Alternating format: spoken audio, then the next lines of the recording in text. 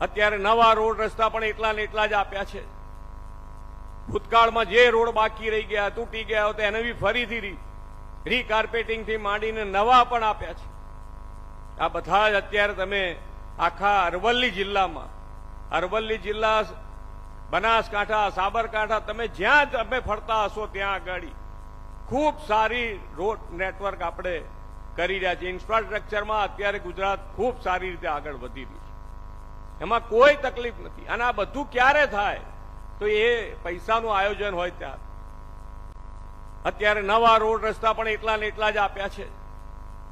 ભૂતકાળમાં જે રોડ બાકી રહી ગયા, તૂટી ગયા હતા, એને બી ફરીથી રીકાર્પેટિંગ થી માંડીને નવા પણ આપ્યા છે. આ બધા જ અત્યારે તમે આખા અરવલ્લી જિલ્લા